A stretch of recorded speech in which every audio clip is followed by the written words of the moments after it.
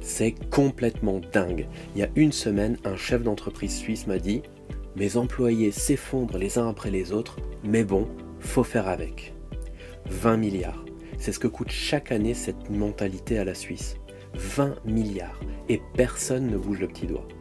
Aujourd'hui, je vais vous montrer pourquoi les dirigeants les plus diplômés prennent des décisions qu'un collégien pourrait trouver stupides, et aussi pourquoi vous ne devriez pas attendre que ce soit les dirigeants qui réagissent pour sauver votre carrière. Donc il y a une semaine, je discutais avec un chef d'entreprise en Suisse, il me confiait la catastrophe qu'il observait dans son entreprise. Des gens qui sont mal, qui sont inefficaces, qui s'effondrent en burn-out les uns après les autres, qui ne donnent peut-être que 30 à 50% de leur capacité. Et je lui ai demandé, mais qu'est-ce que tu fais concrètement pour éviter ça? Et sa réponse, ça a été, oh bah, il n'y a pas grand chose à faire, faut faire avec.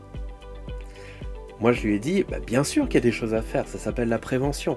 Plutôt que d'attendre que les gens se cassent la figure, on les éduque pour qu'ils sachent comment ne pas se casser la figure, ou au moins pour qu'ils sentent quand ça va pas et qu'ils puissent réagir à temps. Et là vous savez ce qui me sort? Toute une litanie de oui mais.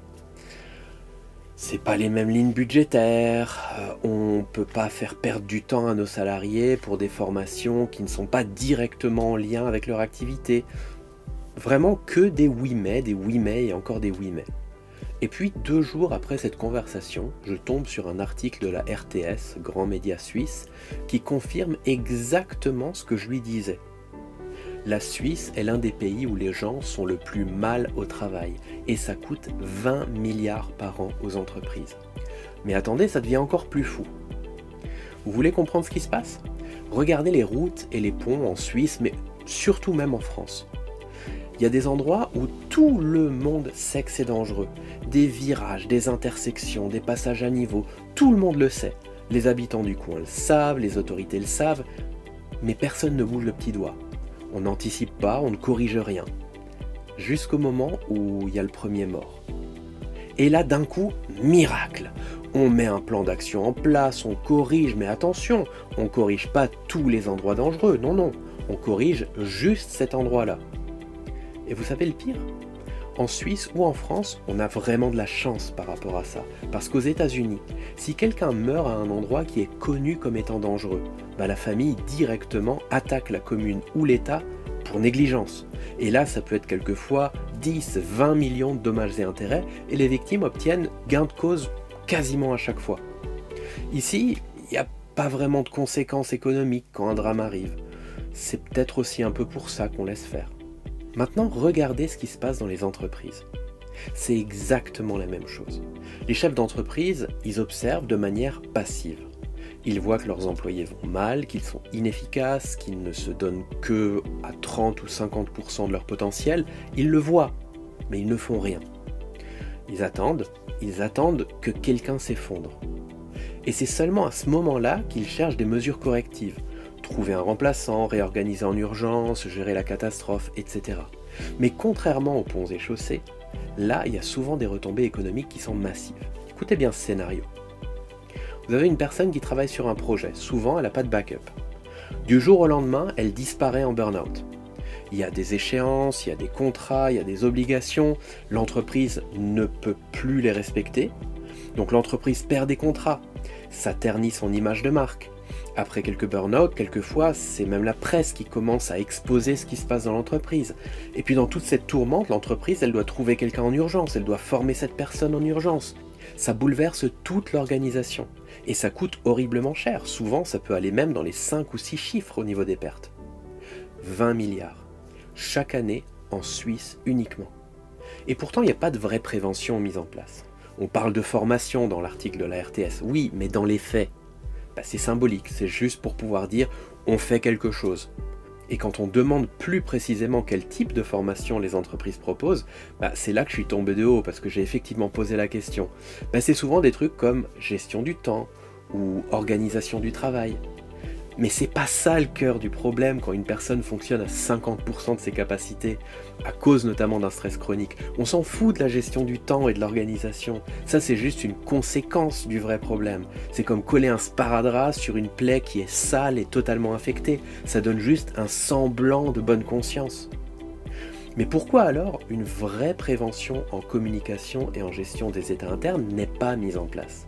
Pourquoi des gens intelligents, diplômés, expérimentés, ils vont prendre des décisions aussi mauvaises? Et là on arrive au cœur du problème, l'intelligence émotionnelle, ou plutôt son absence. Ces dirigeants, ces responsables RH qui sont figés et qui ne font rien, ils sont eux-mêmes dans un état de stress chronique. Et attention, je ne parle pas des pics de stress. Les pics de stress, il n'y a aucun problème. Si vous savez les gérer, vous pouvez avoir des pics énormes et les faire retomber le soir même. Regardez juste Elon Musk par exemple. Il va à des niveaux de stress incroyablement hauts tous les jours et il sait les faire retomber sans problème. C'est une forme puissante d'intelligence émotionnelle. Et là, j'entends déjà tout plein de gens mal dans leur vie, mal dans leur peau et ultra stressés qui vont dire « Ouais, bah Elon Musk, il a aucune intelligence émotionnelle. » Eh ben si, il en a, sauf qu'il se l'applique qu'à lui-même. Dans son monde, c'est du chacun pour soi. On est tous des adultes responsables de nos propres fonctionnements et de nos propres décisions. Et lui, il applique cette forme d'intelligence émotionnelle à 100%, mais que sur lui-même.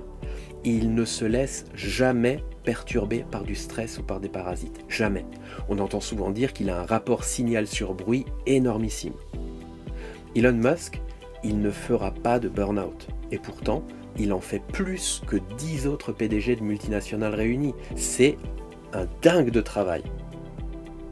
Non, le vrai problème, c'est le stress latent, c'est le stress chronique. Vous savez, ce stress à 20 ou 30%, donc pas très haut, mais qui ne vous lâche jamais. Vous rentrez chez vous, vous continuez à penser au boulot. Vous allez dormir et puis parfois vous n'arrivez pas à dormir parce que le travail est dans votre tête. Vous vous réveillez le matin avec déjà la boule au ventre à l'idée de partir au travail. Ou alors vous partez en congé et il vous faut au moins une semaine pour pouvoir commencer à décompresser et ne serait-ce que pouvoir commencer à profiter légèrement des vacances. Ou cinquièmement peut-être la sonnerie du téléphone qui vous fait directement monter un certain stress ou une certaine angoisse parce que vous savez que ça peut être le travail. Ça, oui, c'est destructeur. Et le pire, c'est pas juste destructeur pour votre bien-être. Ces niveaux de stress, ce cortisol constamment présent, ils court-circuitent littéralement le fonctionnement de votre cerveau rationnel, de votre néocortex. Alors ça veut dire quoi? Ça veut dire que vous avez beau observer que c'est la catastrophe, vous ne bougez pas le petit doigt. Et c'est fou parce que vous pourriez montrer la même situation à un collégien sans aucun diplôme et il verrait lui-même que les décisions prises par ce directeur, par ce PDG sont ridicules et complètement stupides. Pourquoi? Parce que le collégien, lui, il a encore accès à son intelligence émotionnelle et à son cerveau rationnel. Malheureusement, plus pour longtemps quand on voit les taux de burn-out scolaire en croissance massive. Il y a des enfants de 12 ans qui devraient être juste dans l'innocence et dans le jeu, qui en arrivent à des pensées suicidaires et même à des passages à l'acte. Et c'est là que vous comprenez, ce ne sont pas les diplômes qui vous sauvent. Vous pouvez avoir tous les diplômes que vous voulez, si vous êtes dans un état de stress chronique, vous prendrez de pires décisions que quelqu'un qui n'a aucun diplôme. Ça explique aussi pourquoi 95% des startups meurent. 95%, 95% pour les Français. On parle de personnes qui sont des créateurs, des gens intelligents, des gens qui souvent sont diplômés, qui savent faire leur métier. Et pourtant, ça se casse la figure. Si on regarde les stats, on va dire que c'est des problèmes économiques. D'accord ? Quand vous creusez, vous vous rendez compte que dans la plupart des cas, derrière ces excuses de prétexte économique, de faillite ou de mort de start-up, ça va être plutôt du manque d'intelligence émotionnelle, du manque de capacité de communication où les cofondateurs ne savent plus se parler et ils finissent par saboter leurs décisions respectives en interne, vraiment par vengeance l'un vis-à-vis de l'autre. Même l'article de la RTS il en parle. Ou alors du manque de capacité à gérer ses propres états internes et donc logiquement un manque de pensée stratégique. Parce que quand votre cerveau rationnel est court-circuité par le stress, vous ne pouvez pas penser stratégiquement. Alors quelle est la solution? Donner des claques aux chefs d'entreprise, aux responsables RH? Malheureusement, ça ne marche pas. L'ego, il est souvent plus fort que les meilleures claques. Parce qu'à partir du moment où le rationnel est court-circuité, vous pouvez voir que ça ne va pas, mais ça ne vous fera pas agir pour autant. C'est l'un des trucs qui est ressorti de mon mémoire de MBA en intelligence artificielle. Les gens développent l'illusion de prendre de bonnes décisions, alors qu'un collégien se rendrait compte que ce sont des décisions nulles, complètement stupides. Tant que le responsable, tant que les C-level ne se rendent pas compte qu'ils ont besoin de devenir plus émotionnellement intelligents, ils amènent littéralement leur boîte vers la catastrophe, tout en étant persuadés de prendre les bonnes décisions et de faire les bons choix. Et vous savez ce qui est tragique? C'est qu'ils sont souvent scolairement intelligents, mais émotionnellement stupides. Pour pouvoir changer quelque chose, il faut d'abord une prise de conscience. Et les prises de conscience, ça ne se fait souvent pas en discutant. Ça se fait souvent pas dans le bavardage. Les gens sont sensibles à ce qui est mesurable, c'est psychologique. On aime les assessments ou les évaluations. C'est pour ça aussi que j'ai mis en place un questionnaire gratuit qui permet en 36 questions de savoir dans quelle mesure vous êtes à risque. C'est pas un diagnostic médical et ce n'est pas un outil psychologique. C'est un simple outil de prise de conscience. Si tous vos voyants sont au vert, parfait. Mais si vous commencez à avoir des voyants orange ou rouge, l'idée c'est de vous rendre compte que peut-être ça serait intéressant de vous poser des questions, de voir comment corriger tout ça.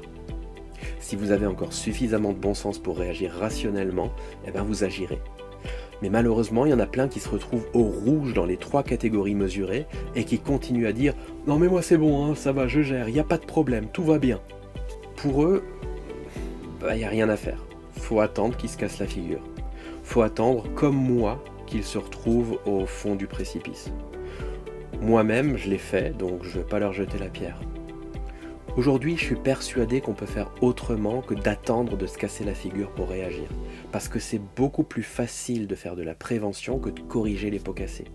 C'est comme avant la grêle en fait. Si 1 heure avant vous vous dites « Tiens, je vais rentrer ma voiture au garage », c'est moins d'effort que de laisser la voiture sous la grêle et d'aller ensuite chez le carrossier pour décabosser ou alors devoir aller changer le pare-brise qui a pété. On n'est pas obligé de se casser la gueule pour apprendre des leçons. Par contre, quand il y a un ego un peu trop présent, malheureusement ça ne marche pas. Et le problème c'est que l'ego démesuré, dans le monde pro, c'est le plus grand assassin des entreprises. Il faut de l'ego quand vous êtes chef d'entreprise, sinon vous ne vous en sortez pas. Mais dès qu'il y en a trop, ça devient totalement destructeur. Aujourd'hui dans les entreprises, il y a beaucoup trop de ces dirigeants avec beaucoup trop d'ego, qui sont certes scolairement intelligents, mais émotionnellement d'une stupidité juste inconcevable. Maintenant, est-ce que faire de la prévention, ça va assurer 100% de résultats, 100% de succès? Non, pas du tout. Tout comme se brosser les dents tous les jours ne vous assure pas que vous n'aurez jamais besoin d'aller chez le dentiste. Par contre, ça limite sérieusement les risques. Et il y a un autre avantage énorme. Le salarié qui était dans un état de stress chronique à 20 ou 30% de stress, qui tournait à 30-50% de ses capacités, d'un coup, quand il arrive à faire retomber ses niveaux de stress, il devient nettement plus efficace pendant sa journée de travail. Donc tout en se sentant mieux, tout en étant plus positif par rapport à son travail, il devient nettement plus productif et on passe d'un cercle vicieux à un cercle vertueux. Moi je l'ai personnellement vécu. Après mon burn-out, en 8 heures de temps effectif où je gérais mon état interne, j'étais plus efficace qu'avant le burn-out en travaillant 10 à 12 heures. Non seulement j'étais plus efficace, donc je fournissais plus, mais je travaillais moins. Et je revenais à la maison bien, pas stressé, je repartais le matin tranquille avec une vraie sensation d'envie d'aller bosser.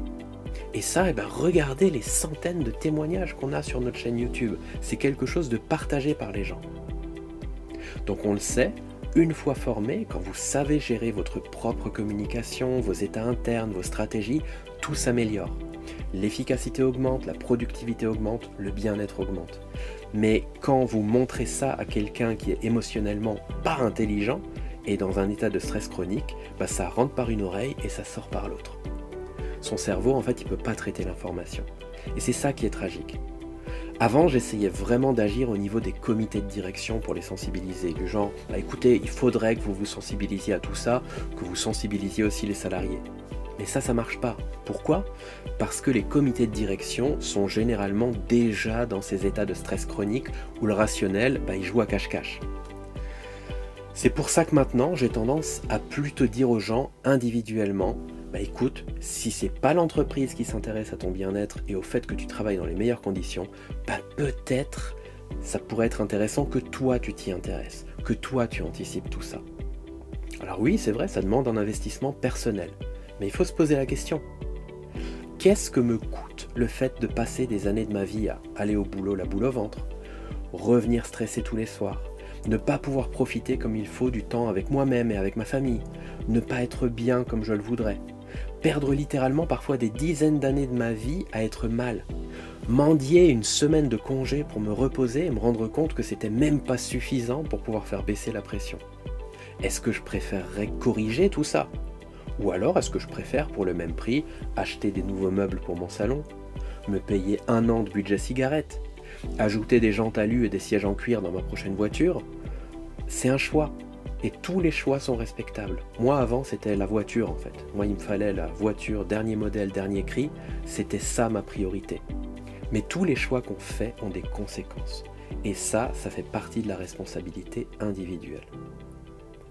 Et d'ailleurs, en parlant d'investissement, je ne sais pas si vous le savez, mais un Français en moyenne paye 2500 € par an en cigarettes. C'est la moyenne. Et ce ne sont pas les gens les plus riches qui fument. Souvent, ce sont les classes moyennes, voire les classes inférieures, qui doivent régulièrement en plus se serrer la ceinture et même quelquefois priver leur famille de certaines choses essentielles pour pouvoir répondre à leurs besoins de fumer.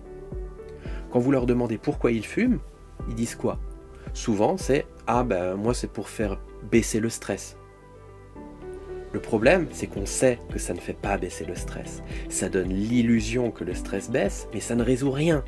C'est juste qu'en saturant les poumons de centaines d'agents neurotoxiques, le corps il passe littéralement en mode survie. Et oui, à ce moment-là, les petits problèmes de la vie, ils ont plus d'importance et on a l'impression que c'est apaisant.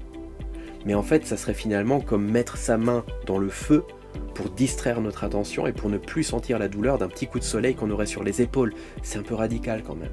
Et c'est pas comme si les poumons étaient un élément important du corps humain.